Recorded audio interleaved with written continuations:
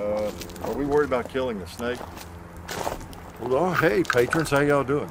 We're setting up for a video. Imagine that.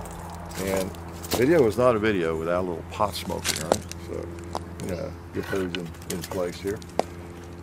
A little other inside information we could give you. I wonder if anybody's figured it out, John. Maybe you haven't figured it out. But the reason we don't put 2 liters in usually big water jugs right here is why? Why, John? Paper targets. Right, we have a paper target there usually, and sometimes it gets just drenched or messed up, you know. I say it adds character though. Sometimes it does, yeah. We keep the watermelons away from it for sure. So we're about to do a shotgun comparison video, and a couple of Mossbergs there. Grab the leather here.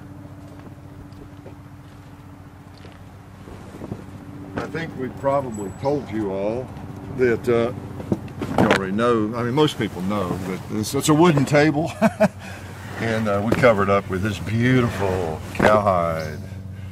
And a lot of people do ask that question. You know, what is that on the table? Is it what kind of skin is that, or do you leave that out there all the time? Well, of course not. That's a $200 piece of cowhide, and just gorgeous. But y'all are worth it. We think it makes the firearms just look beautiful. You know, makes a beautiful firearm look even more beautiful. Don't y'all think? And we've always had a piece of leather. That first one was just regular cowhide with no hair on it. Naked cowhide, I guess. We used for years. We still have that. And I don't know. It just makes it kind of nice. Yeah. I know it's YouTube, but yeah. Let's face it, we all like gun porn. We like our firearms to look good.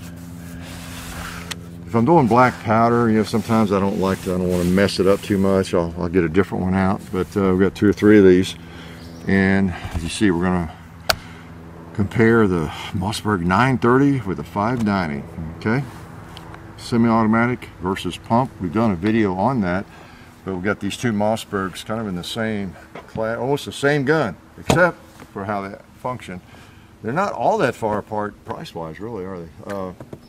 So, you know, just give some thoughts on that. You know, if you're thinking about buying Mossberg, you know, you're not even sure whether to get a semi-auto or a pump, and you've got, you know, $600-700. You could buy either one of them. I mean, you like Mossbergs because it's famous for making good shotguns. We're gonna just cover some of that. This won't be I always say that it won't be a long video. But it's just, you know, it's kind of, why not? Just do a little comparison. We've already shot this thing pretty much and did the main video with it. So we're going to do some comparisons with it, maybe even with the M4. So a lot of people like the 930. We do. And we know a lot of people like the 590. I know a lot of people like this gun. Just got it in today.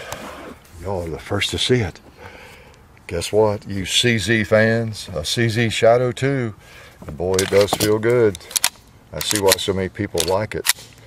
It feels great. Nice trigger. Interesting grip, it really does. It feels thinner than it ought to, but like any CZ almost, just fits your hand like a glove, that beaver tail. So we're going to take a couple shots with that maybe today too, get a chance here. So doing that, another thing we do, I don't know if we've done this on camera, but we, you know, usually stick up a target here. Sometimes I put those on eBay. Let's see, here's a marker. I haven't been doing it lately. I've gotten bad about that. But we stick it up on eBay occasionally. So what are we doing here? This video, what are we going to call it, John? Mossberg 930? We're going to call it... versus? That's what it is. This gun versus that gun. Yeah, black gun versus black gun. Shotgun, that's what we ought to call it. Shotgun versus shotgun. 12 gauge versus shotgun. All right. So Mossberg. I had to always misspell something on this, and that'd be part of the contest. See who can find it. That's right, yeah. Like, where's Waldo? Mossberg 930 SPX versus, that was the 590 for A1. 12 gauge. Yeah. And what's my name? Forget. My alias is 45. What's the date? It is the 12th, right? The day after my birthday. I'm a, what, 128? Is that right, John? I think so, yeah. Okay. Yep. Yesterday. Because you were about to turn 100 when I was born. Yeah. Yeah, because we were explaining about how I remember, 1873 and all that in the video, and a lot of people will think I'm kidding, probably. You think, in that video? I don't know. What video was that we were doing? It was this video, yeah. They'll think I'm kidding about that. Let's see. Okay, so today's the 12th. I'm actually only 17. I've been lying about my age. That's right. That's right. And we stick this up. Yeah, that's what it is. There we go. Yeah, flies, bugs, we got it all here. We get lots of yellow jackets and ants. A couple of pretty neat shotguns, fun to shoot. We've had a few malfunctions with the 930. You'll see when that video is posted. But what did we have about in total? Three. I think it was three. I think it was three total, wasn't it? And it wasn't just with light ammo. That's the thing. It wasn't with just the birdshot. It's famous for. Yeah, it wasn't a like a power factor issue. I think it was slug on one of them. Yeah, yeah. I think I don't know. It may have been the birdshot on one of them. I forgot what it did, but I don't think it was power factor related. I don't know. Never know. So anyway, we're going to talk about some of that, and my trusty 590, my bedroom gun. I had to unload it to use it. So, won't you come right here and talk to him, John? Okay. Tell him something, even if it's stupid. Oh, well, it's going to be stupid. We appreciate you guys from over there, the Gong Clubbers. Yep. The Gong Club, the secret meeting. That's right. It's like the Masons or something. That's right. We're running the world. Yeah. One gong hit at a time. So tell us something. Which of these would you pick up, John, if you had to go to war today? Let's see. Both of them?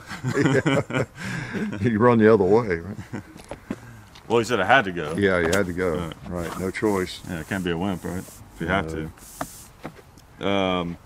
Yeah, I would definitely go with the 590 because this is something I've thought about for years and years and years on whether I prefer a semi over a pump shotgun. And if you take even reliability out of the equation, well, now I guess if you do take reliability out of the equation, it does change things. But there's something about a pump shotgun that, at least to me, just feels so natural.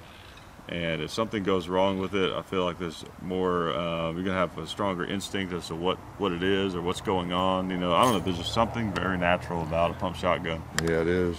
And you already have your hand right on the part that kind of helps determine whether it's going to work or not. It's just right, exactly. Whereas with this one, everything's going on inside after you pull the trigger. You have no control over it. And a lot of times, if you have a problem with a pump shotgun, it's a short shuck. Yep. It's usually almost always what it is. Or if it's not that, I mean, sometimes there's been some shotguns that are older where you fire it and it comes back a little bit. And you try to put a new one in and it doesn't go right. Yeah. So then you have to rack it again. But I feel like if you're in a situation where someone's trying to kill you and you're needing to shoot, your natural inclination is just going to be to keep pulling the trigger and keep pumping it. You know? Yeah. And probably if you're doing that, it's going to start shooting at some point. Probably so. More than likely. It's usually not the round. It's not like you usually have a double feed or something. Right. Like with a handgun, you could have some crazy class 3 malfunction. It's just. And like you were saying earlier, your hand is on the part out here that does all the moving of the bolt. Yeah. So you've got really good control over the action and everything. Whereas on a semi-automatic, it's a little bit less intuitive. It's just bam, bam, and all of a sudden, oh, it's not working. And then, okay, what's going on here? And mess with the bolt and whatever. It's just, I don't know. A good one, I feel like is going to be pretty reliable, but I don't know. I feel more comfortable with a pump. Yeah, I still do. If it's going to be 100% reliable or 99%, there's a good argument for a semi, but I don't know. Yeah, I agree. Yeah. And these 590s are just so hard to beat. especially now with and I don't mean to beat this dead horse, but with the issues that Remington has had, I feel like it makes the conversation 870 versus 590, you know, just so much easier. Yeah. Unless you're talking about an old 870 or something like that. Because those are sweet guns. If you can get an old 870 like that one that I have that you gave me a while back, that was Scattergun Technologies, you know, Yeah. set Oh, up out of Nashville, and or like the Wilson Combat version that you have. Yeah, they're nice. Yeah, those are sweet. I mean, I think that would probably be comparable to a 590, but just out of the box, you know, these things are hard to beat. Yep, they are. Even the 500, you know, Yeah. they just tend to work.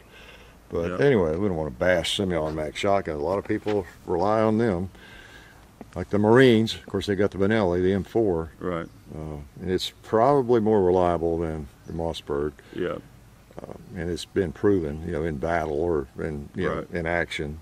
And you can, one thing about a semi, you can put up a wall of lead, you know, Oh, a lot man. faster. Yeah. And another thing too, with the military, in a military context, not that I'm qualified to talk about this, but if you have other people with you, Yeah. that makes it a little bit different. You know, if you're the shotgun guy and there's guys with, Yeah. you know, M4s and stuff around you or whatever You know, else. Saul on one side and everything Right. else. If it goes down, you know, you can transition to a pistol or you know, you just got Maybe other duck people. down and clear it. You know, Yeah, other you- people are, you know, shooting. Right.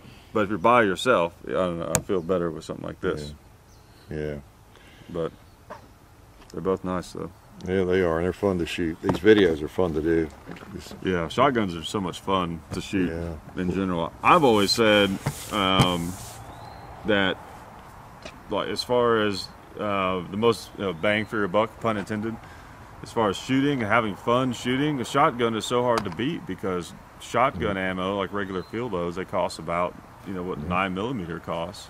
And because they're more powerful, you just, I don't know, you get more fun out of each round, I feel like. Yeah. Oh, they're fun. Oh, I got one more target to put up. Why don't you hold this? Okay. Almost forgot. Over here.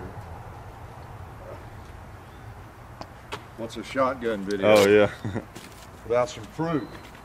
Not a little fruit. There we go. They just thought those grew there, right? No, we have to put them there before we shoot them. Yeah. So, well, anyway, I don't have any other lies to tell them, do you? No. We appreciate you all supporting us over there on the Gong Club, and we really do, because you go, you know, a step beyond other viewers. So appreciate that. Helps us out and keeps us going. So guess I ought to shut up, right? Yep. Okay, I will then. Life is good. See ya.